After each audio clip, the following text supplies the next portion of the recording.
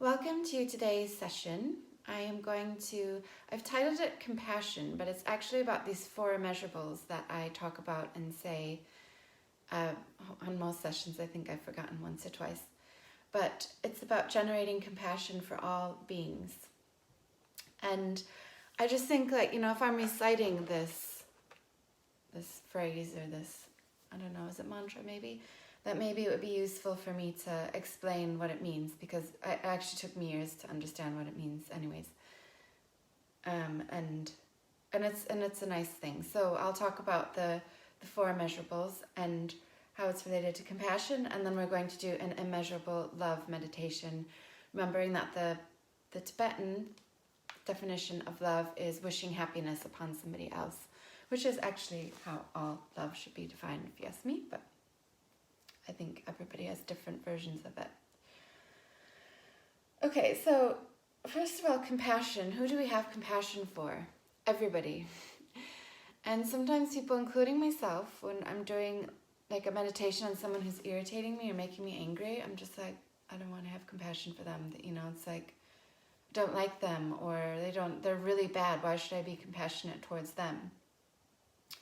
And if you think about, if you've been watching my other meditations, it's all kind of related, first of all, to, in order to become a happy person or to be a happy person, we first of all need to train the mind, or retrain the mind, shall I say, to be more accepting of all of the emotions, more accepting of other people's behavior. Realize the only thing we have control of is our own thoughts and the way that we react to our own emotions. Because as I've said before, that person may make you angry, but the same act from the same person won't make him or her angry over there. So it's really about our kind of objective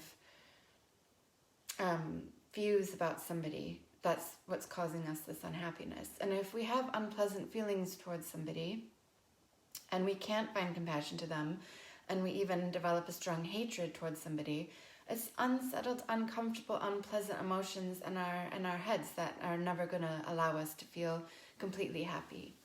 So it's about years of practice of this and planting a seed, so maybe you don't meditate every day for the rest of your life, but it's about planting these little seeds, and then when we can do that, we can reach happiness eventually, or we can have more moments of happiness than unhappiness. So it's all stages. It's all, the most annoying phrase that we used to say when I was working in psychology was, it's not a sprint, it's a marathon, which used to irritate the clients, but it's true. We're on a lifelong marathon here of how to be happy. And now so who should we be compassionate to? Everybody. And there's a lot of yoga philosophy that I really like, and that's how I kind of got introduced to Buddhism in the first place. And there's this book called the Yoga Sutras of Patanjali, pronounced different ways depending where you're from. If you're interested, send me a message. I'll write down the name of the book.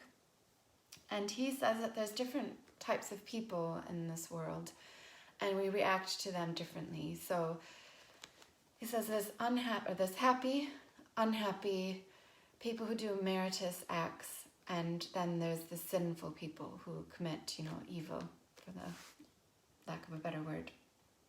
And the happy people we should be friendly to. Those are the people that we should spend time with, that we should rejoice in them, that, if something great happens to them, instead of feeling jealous, we feel happy, and we take on their happiness and then spread whatever happiness we have onto them. So that's an easy thing for a lot of people, not everybody, because there are some unhappy people that would prefer that everybody was unhappy and miserable as them. And those unhappy people, we're not, and this is like rough translation, mind you, so it's not literal, but he says with the unhappy people, we should be unfriendly to, but compassionate with. So basically what he's meaning by that, or I don't know, Patanjali could be he, she, that's really unknown, or a group of people. So what Patanjali says is, be friends with these people, but don't be friendly with their unhappiness. So of course support them through their angst or their unhappy times, but be compassionate with them. So spread your happiness to them. Don't take on their unhappiness, because we do that. And I'm really good at taking people's unhappiness and really feeling how they are. And I guess that's a bit different than feeling this compassion and having a little bit of a barrier, so I can be compassionate towards you, but I'm not absorbing your unhappiness or your anger or your misery or whatever unpleasant thing it is into myself. But I will give you love and I will wish the best for you. And then the people that are committing meritorious acts, again, it's similar to the happy people. Be friendly with them, learn from them, because they're doing great things that we might not know how to do or feel like doing. So, we can learn from those people and then spread on their wisdom. The other people, the sinful people, is to educate and ignore them. And this is a tricky one, like ignoring people. I have a really hard time ignoring sinful people. And when I guess by sinful people, I'm like, you're hurting people. Like, why? Just stop it, And then I become involved that it's my mission. And that's why I came into psychology and exactly why I left it. But it becomes my mission to make them see that the evil of their ways, and that if they were just kind and got help and got rid of their demons, that they would be really nice, lovely people, which is completely true, but completely their choice. And so what he means by educate and ignore them is something that I've been working on almost probably since, in the last few years for sure. And it's basically educating them in the sense of sending a message to them, knowing that they probably won't hear it, but knowing that a seed may have been planted. May not have been, but it may have been. So if you say something, and I'm saying like 1 or 2 lines, and you can even in a relationship say for somebody, that is quite nasty sometimes. Like, I'm just thinking of domestic violence situations. To leave that, it's not compassionate for yourself to stay in this situation, because you will never help that person. And I think that's sometimes why victim stays, because they think this person will change. If I act differently, then the person will act differently and change. Not going to happen, never going to happen. What you need to do in that situation, if there's violence, get the police involved. But if, even if there's, emotional abuse is worse than violence, but more difficult to do things with. But for, the protection, that's like a whole nother meditation session on that group of people. But really the thing for yourself is to get out of the relationship, for the emotional abuse to stop, because otherwise you're trapped and stuck in this, and then you become this other person and entwined in all of these things. And obviously leave in whatever way that you can, but if it's at all possible to just inform that person, look, this relationship and the way that I'm being treated in it is really harming me and I'm leaving. Maybe they'll think about, they probably won't, but it's your way of educating them that maybe they're doing something wrong, and they can look at it and decide if they want to change or not. And not, but the education bit doesn't matter. That's your bit is the education. Their responsibility is whether they pick up on it or not. So again, just fling it out there, let it go, and then it's up to the person. Okay, I am digressing slightly, typical Sarah style. So let's look at the 4 immeasurables. So that's why we need to have compassion for all beings. So if we look at the 4 immeasurables, the first immeasurable is may all beings have happiness and the cause of happiness. So just what I said, earlier, is that we want all people to have happiness.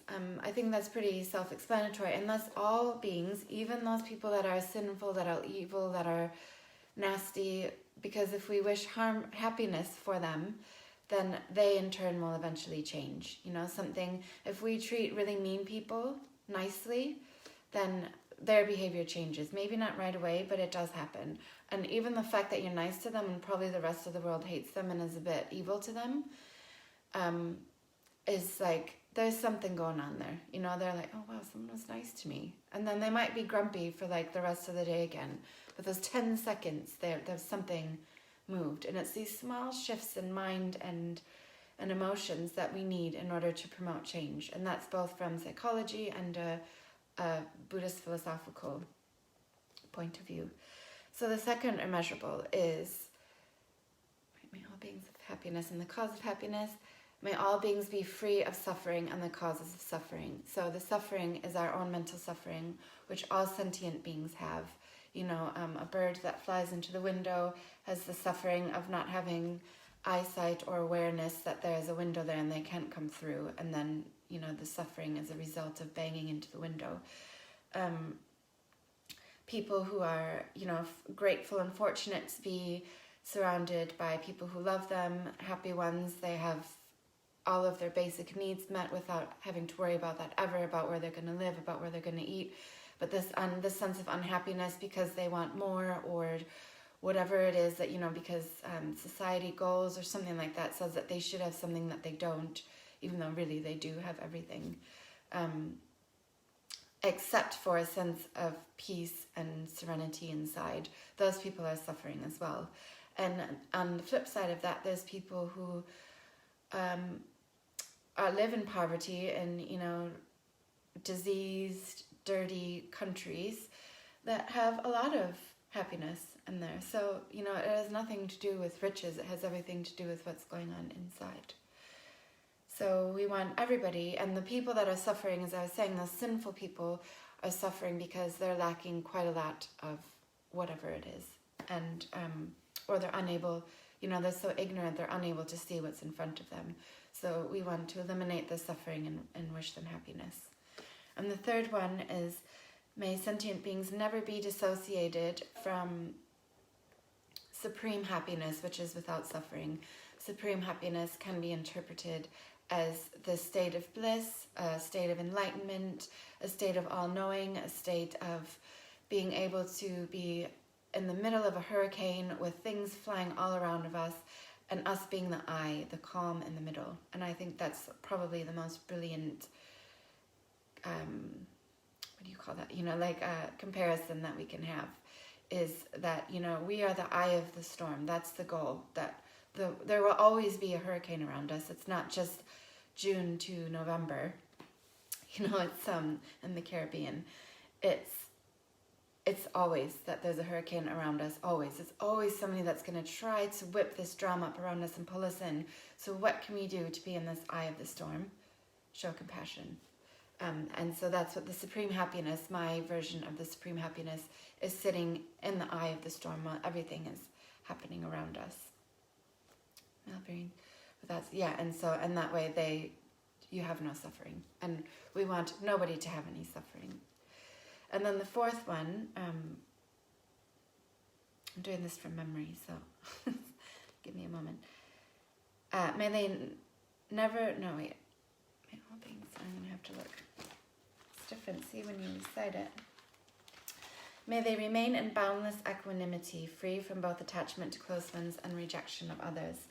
So this boundless equanimity, I've done a meditation on this, where we have no averse feelings to anybody, so we have kind of we want to have the same compassion for people who irritate us, or we choose to allow them to irritate us. All of those people, the friend, enemy, and strangers that we show that they remain in this boundless equanimity as well, that they can remain in the eye of the storm with this,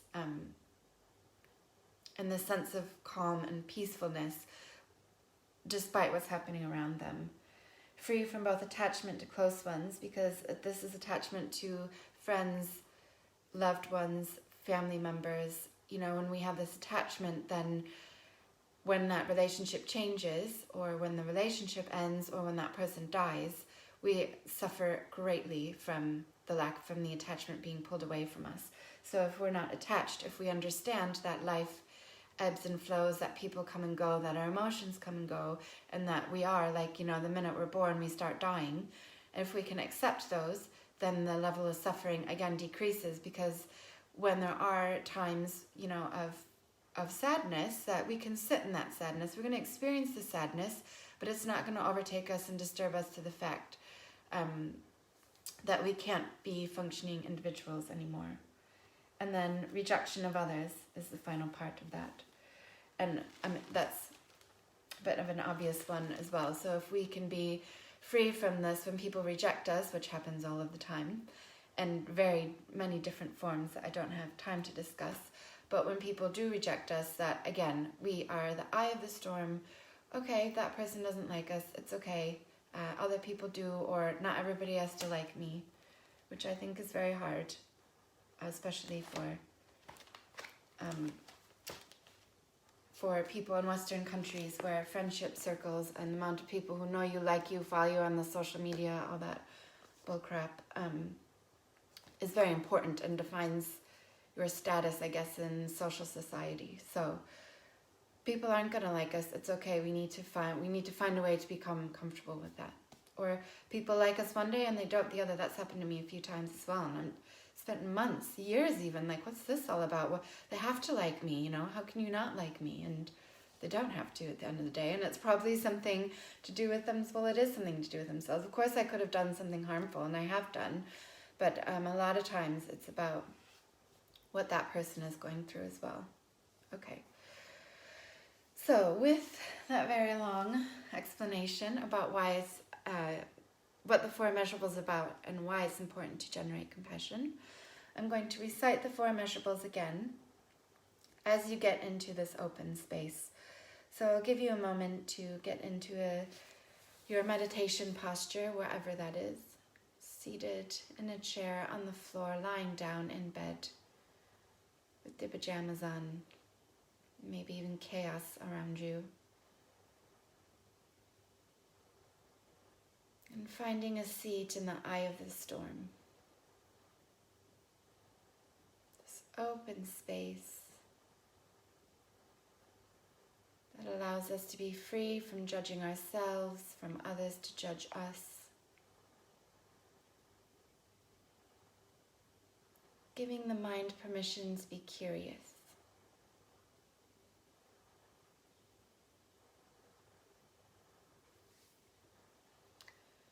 May all beings have happiness and the cause of happiness. May they be free of suffering and the cause of suffering. May they never be dissociated from the supreme happiness which is without suffering. May they remain in boundless equanimity, free from attachment to close ones and rejection of others.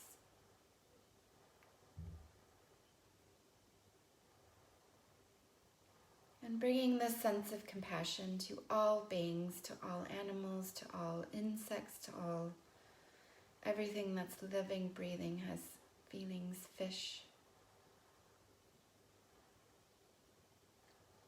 all of the sea life, everything.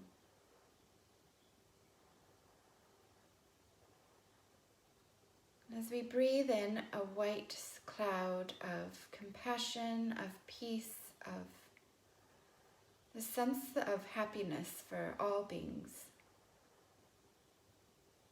You know, this can expand not only to humans, sometimes it's easier to do it to animals.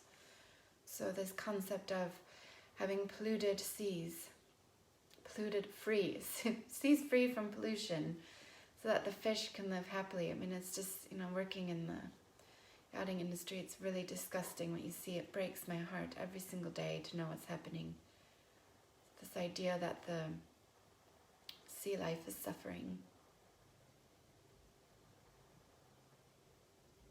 And generating compassion in, places such as, poverty-stricken countries, but I would say even generating compassion for prisons, and where it's full of people who are so unhappy that they have to cause harm to other people. When you instill this feeling of happiness so that we can control and actually give people happiness in our minds, then generally we want to be kind and we want to do good things for other people. So inhaling this sense of love and compassion, and exhaling out any feelings and thoughts of suffering. This is a black cloud of disturbing thoughts, letting disappear into the universe. Inhaling love, compassion, and peace. Sounds so hippie, but it's actually, they had something going on, didn't they? And exhaling suffering, disturbing thoughts, unpleasant emotions.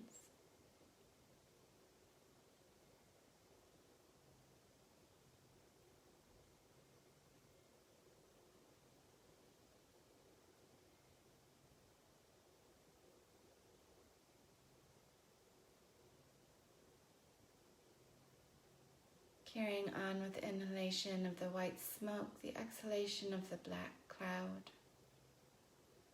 Grounding ourselves in this open space.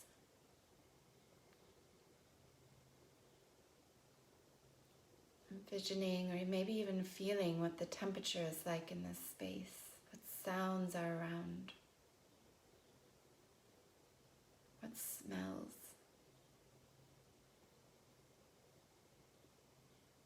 Perhaps we're by the sea or on the sea and we can taste the salt.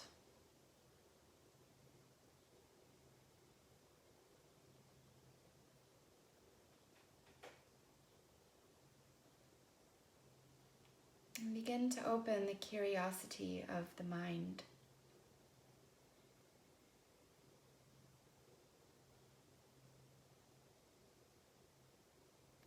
And I'm going to change, well actually this is an exercise given to me by my mentor, Venerable Fedor.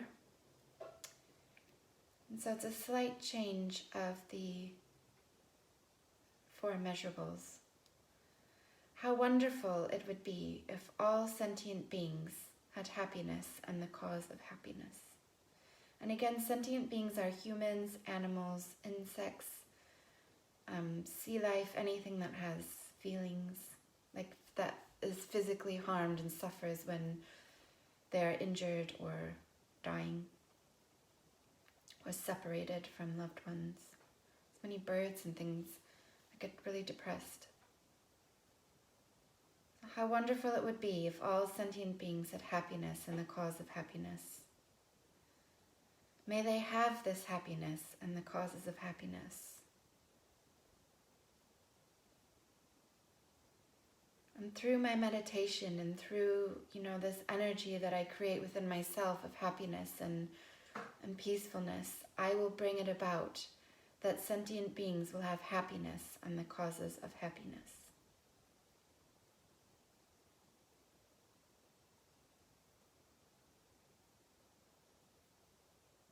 And if you believe in a higher power of any kind, or you have somebody such as, some people when loved ones die, they believe they're watching over them.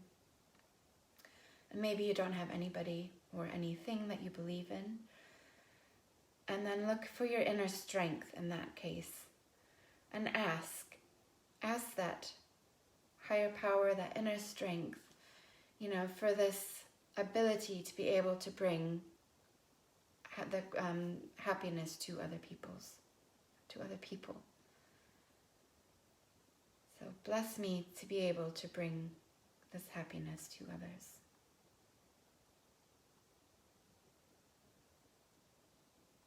And now think of somebody who's very unhappy.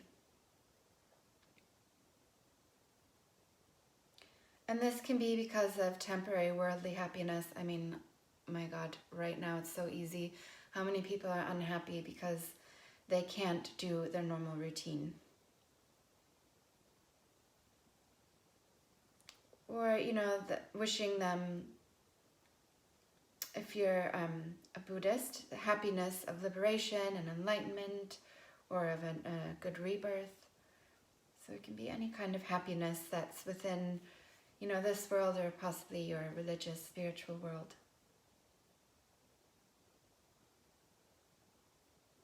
And cultivate the thought of happiness in relation to someone who lacks it. So what I like to do, and do however you like, but I like to envision this person in a bubble. And I like to fill this bubble with happiness. It's full of happy things. It's full of, not happy things, but happy feelings, happy vibes. Not objects, but this energy. Or maybe sunshine. I incorporate happiness with sunshine. So maybe you have, something in nature or an object or something, or a feeling or a memory or something that invokes happiness. And place it inside of that bubble and then radiate it. So with the sunshine, it's quite easy because I imagine that it gets brighter and brighter and brighter inside this bubble.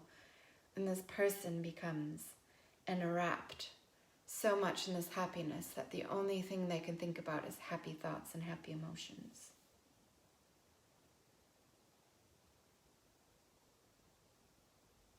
So generate an actual thought and an actual emotion in the mind for this person to generate a true feeling of happiness.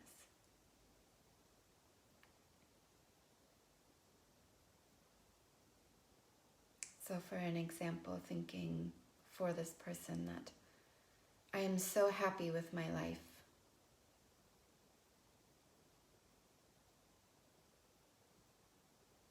And an emotion could be, a feeling of love or a feeling of compassion for other people or happiness.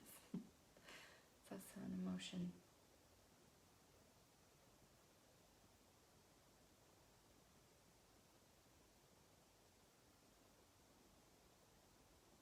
Spending a few moments. I'll be quiet, but I may redirect as the mind loves to wander.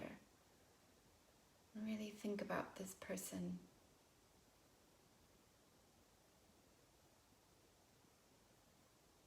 It's very challenging to do this to somebody that you don't particularly care for, that irritates or angers you. Maybe eventually start to work on that, but for now, possibly somebody that we love that's unhappy.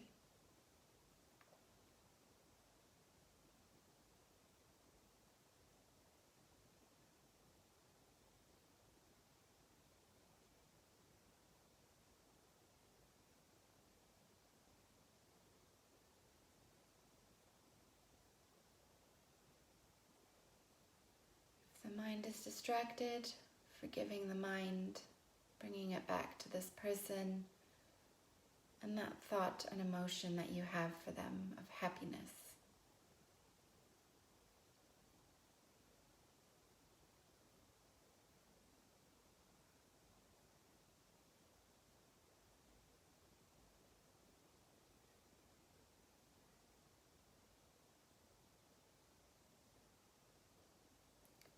Start to think about how you and your body might be feeling right now with these,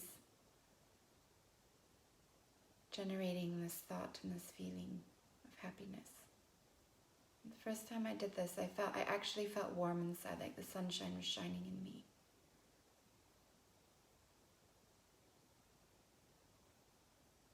Maybe the breathing is eased and it'll become deeper. Maybe the face relaxed, the shoulders relaxed.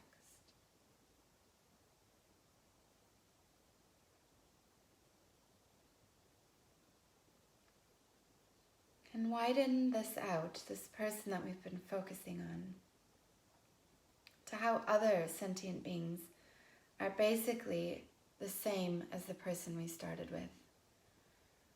So there's somebody or a being that suffers. And they're a being that feels both good and bad emotions. Start to spread this feeling of love out to everybody. Starting in the household,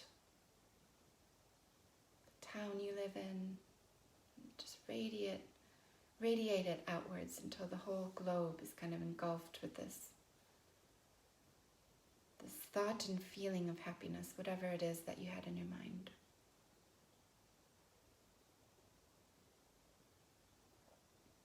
I'll be silent for a couple of moments while you generate this feeling of happiness throughout the world.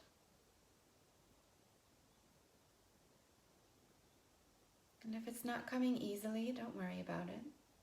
May be the first time you've done it, so it's okay. But the fact that you've been able to generate it against or for one person is a huge step.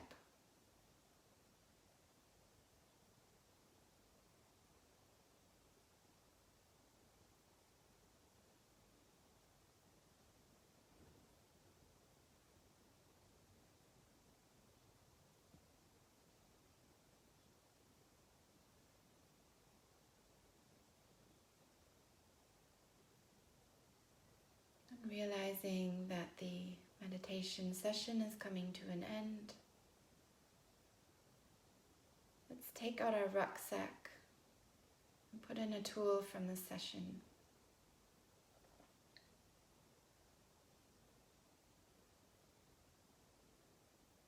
It can be whatever tool you want, a feeling, an emotion, maybe part of the exercise that I explained. Maybe a learning from my spiel at the beginning.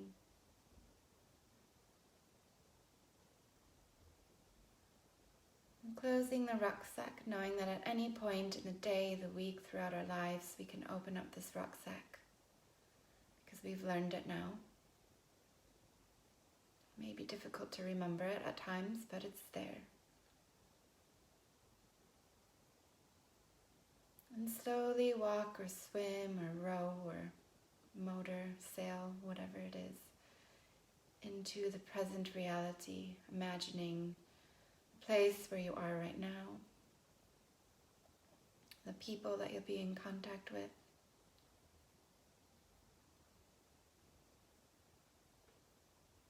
Slowly starting to open the eyes. Coming back into the room, into the space where you currently are. Taking a moment for the residue, for the feelings of the practice to sit in. Sometimes this is the only time we feel this way, is directly after the meditation. Myself included, sometimes I stand up and instantly some unpleasant feelings and emotions come back, and that's okay, that's normal. So rejoicing in this moment of these feelings, calm. And if you'd like, placing your hands together by the heart center and dedicating the practice and what you've done to someone else or yourself who might need a bit of compassion and love and happiness today.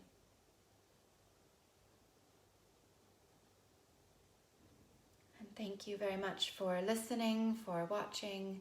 Again, please, I welcome any feedback, any comments on what you might have to say, as well as any suggestions of future meditations that you like.